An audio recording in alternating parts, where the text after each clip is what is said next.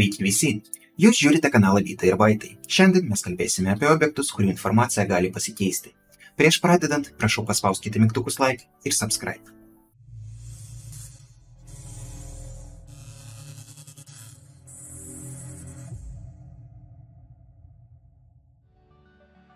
Tam, kad suprasti, apie ką aš kalbu, mes sukursime timerį. Tai bus tiesiog mūsų testinis skriptas. Ir mes dabar viduje to timerio realizuosime tą interfeisą taip. Tai čia sakysime, kad tai tiesiog mūsų žaidimo timeris, o čia pasakysime, kad atiduosime informaciją apie tai, kiek mes žaidžiame toje scenoje. Tai tiek, kiek sekundžių praėjo, mes padalinsime iš 60 arba paimsime liekaną iš 60. Tai turėsime kaip minutės, taip ir sekundės. Kursim paprastą kubą, tai bus mūsų timer objektas ir truputį jį paskeitinsim. Tarkim, tai bus mūsų timeris. Ir užmetam čia timer skriptą. Paspausime play ir pažiūrėsime, kaip viskas veiks. Tai kai mes prieiname prie sferos, viskas veikia gerai. Kai prieiname prie timerio, matome, kad sekundės pas mus neina, bet jei mes pažiūrėsime į šoną ir vėl pažiūrėsime į timerį, tai sekundės matome, kad eina. Bet kol mes žiūrim, sekundės nesikeičia. Tai dabar perrašysim mūsų skriptus taip, kad sekundės pas mus galėtų pasikeisti. Tai mes padarysime vidų interfeisu.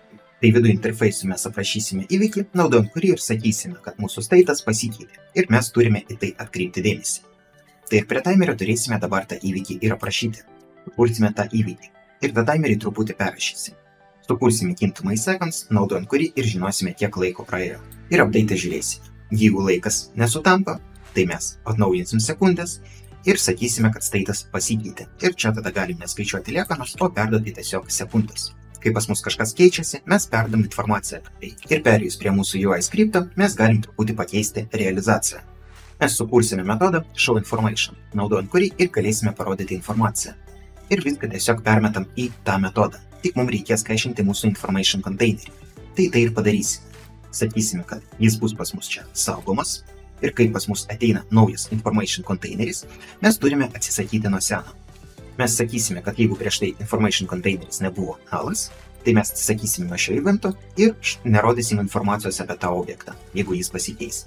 Ir čia tada turime aprašyti kaip senderį, taip ir event argus.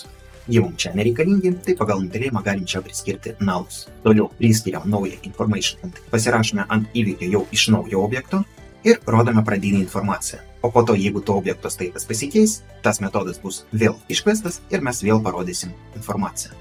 Tik čia turime įsitikinti, kad naujas information containeris pas mus ne nullas. Jeigu jis nullas, tai mes ant to metodo ir nepasirašysime. Bet kokiu atveju mes iškviesime showInformation tam, kad priskirti tuščią tekstą. Tik pas mūsų įvyko klaida, mes pamiršome realizuoti tą įvykį ir prie mūsų simple information containerio. Nors jis čia ir nebus naudojamas, mes vis tiek turime aprašyti čia tą eventą. Paleidus kodą, galim prieiti prie vieno objekto, matome gerą tekstą, prieiname prie kito objekto ir matome, kaip pas mus keičiasi sekundės. Tai viskas veikia taip, kaip mes ir norėjome. Tekstas yra dinaminis ir jis keičiasi. Dabar jūs žinote, kaip padaryti dinaminį tekstą. Jei norite užsakyti pamoką, galite tai padaryti paspaudus pirmą nuorodą video aprašymą. Ačiū, kad žiūrėjote, lauksiu jūsų kitoje pamokoje.